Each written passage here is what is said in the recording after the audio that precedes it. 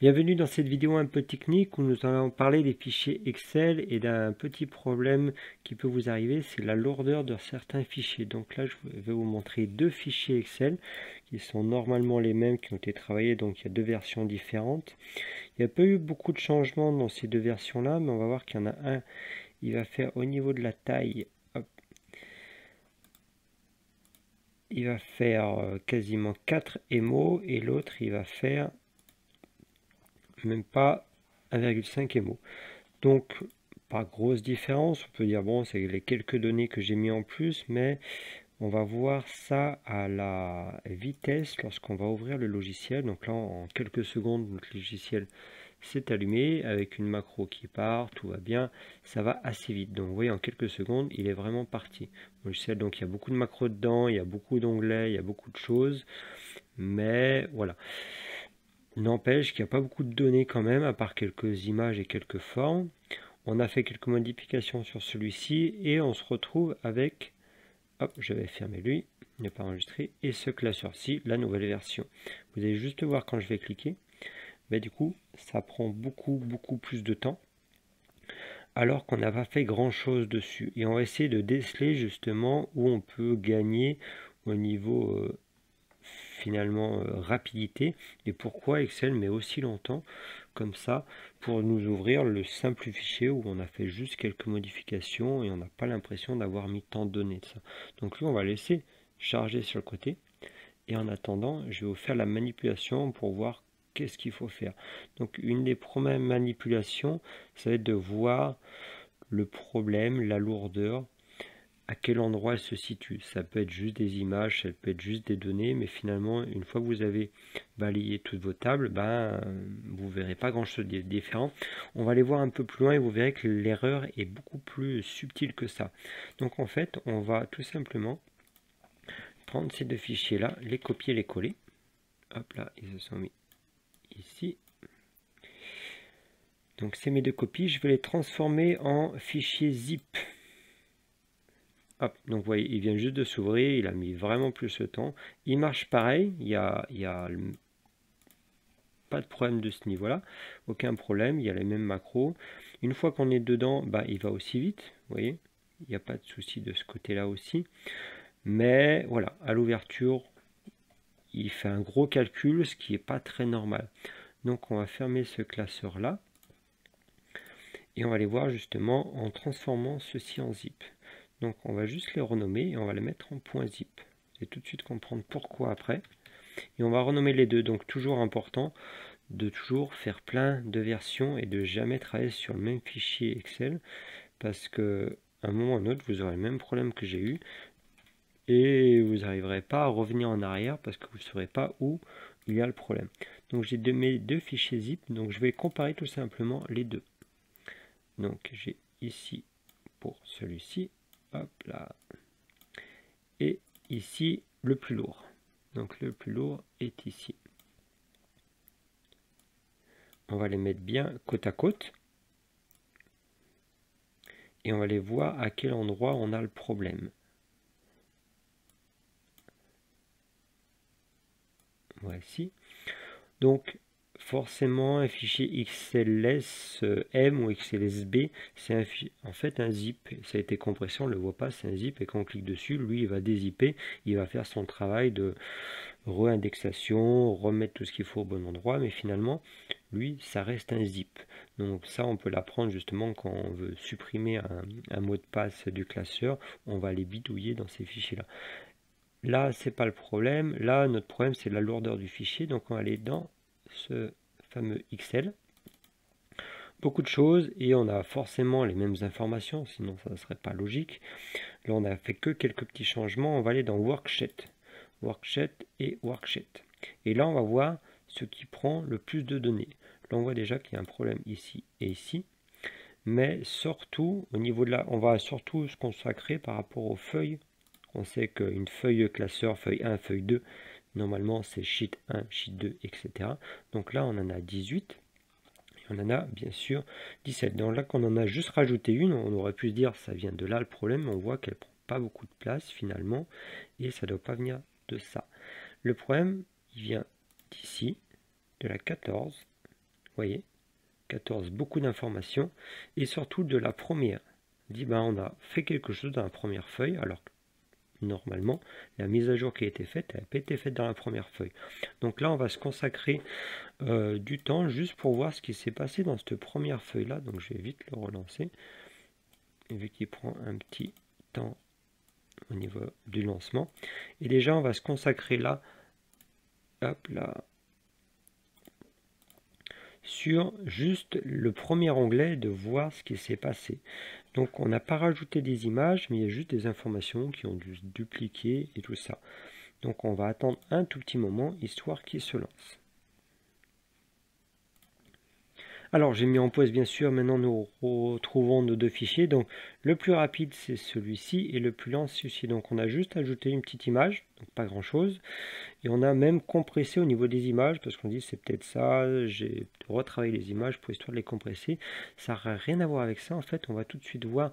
Donc j'avais mis un petit code, donc j'ai un petit paramètre pour justement aller les déverrouiller. Donc je vais déverrouiller mes deux fichiers, hop, celui-là, et pareil pour lui.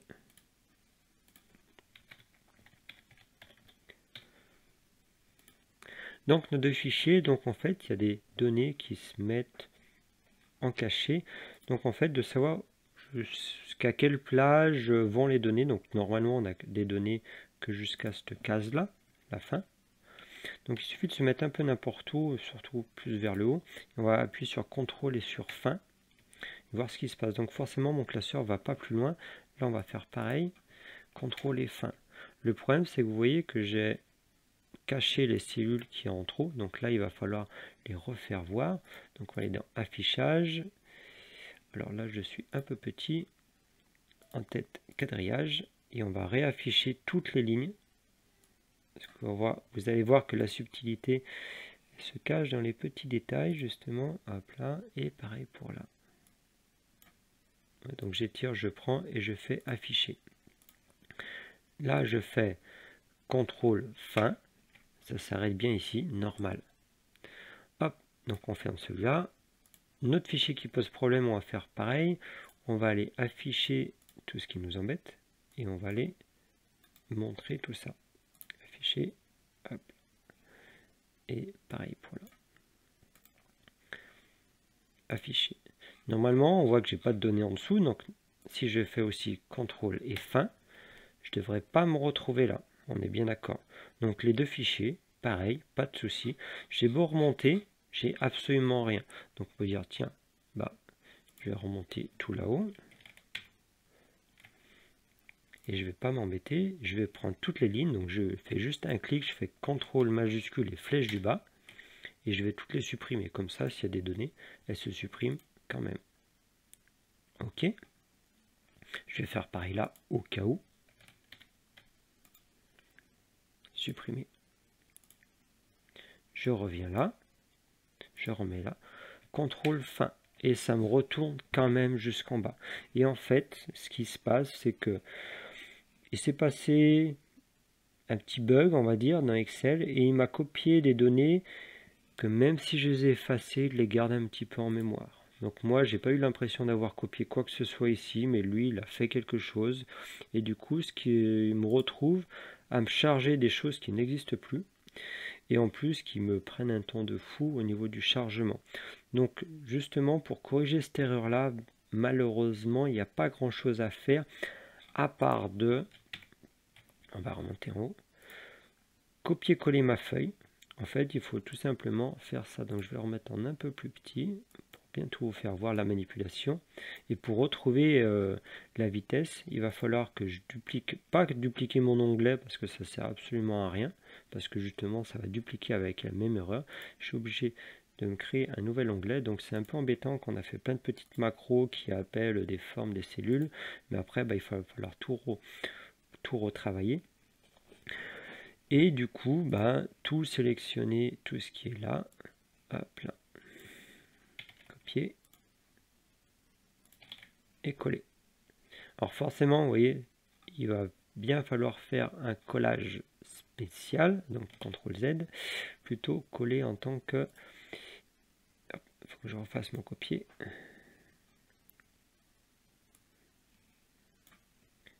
Copier et je vais coller pour garder la mise en forme, sinon je vais un petit peu galérer. Collage spécial et je vais largeur des colonnes. OK.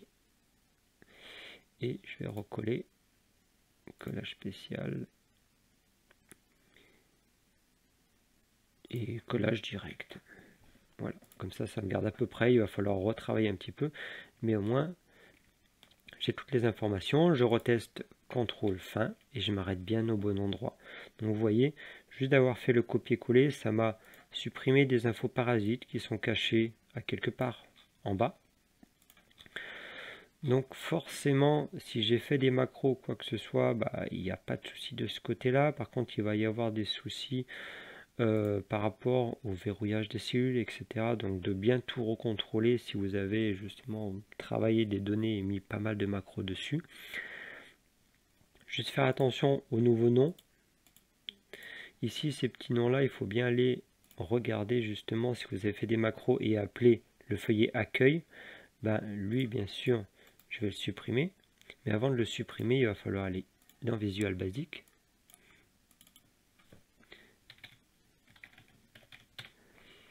Et dans Visual Basic, il va falloir aller voir son vrai nom à cet onglet accueil.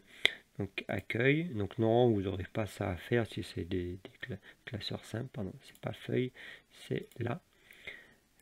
Ma feuille 1 s'appelle bien accueil. On va supprimer celle-là, supprimer. Donc il faudra bien la transformer en feuille 1, oui. Et celle-ci que je vais renommer en accueil. Et surtout que je vais retransformer dans mon Visual Basic. Feuillet 16, je vais le retransformer en feuillet 1. Ça, c'est seulement si vous avez créé des macros qui appellent soit le feuillet 1, soit le nom accueil. Sinon, vous aurez plein de problèmes à ce niveau-là. Hop, on teste, on enregistre, on ferme. Maintenant qu'on l'a fermé, on va le retester. Donc, on va tout simplement le lancer. Regardez un petit peu sa vitesse. Donc, vous voyez, on a récupéré toute la vitesse, quasiment toute la vitesse. Donc, il manquait peut-être plus que l'autre onglet qu'on n'avait pas encore fait. Mais la principale erreur se faisait dans le feuillet 1 avec sûrement plein d'informations cachées je ne sais où.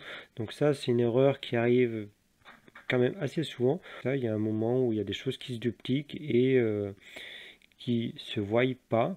Et lui, c'est en petit caché, on va dire. Il cache ça, il met ça un petit peu dans d'autres tables ou dans d'autres variables. Je sais pas trop comment il se débrouille pour faire ça, mais du coup, ça peut vous créer une grosse lourdeur. Donc, toujours l'astuce, vous testez tout au feuillet en faisant ça CTRL et fin, et vous voyez à chaque fois où vos informations réelles se terminent.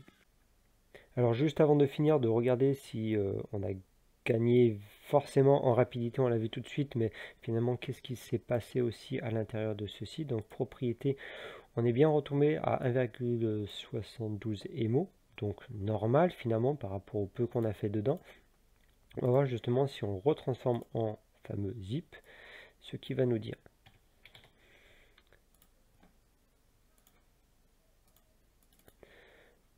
Tac, et on va aller dans le fameux Excel, le fameux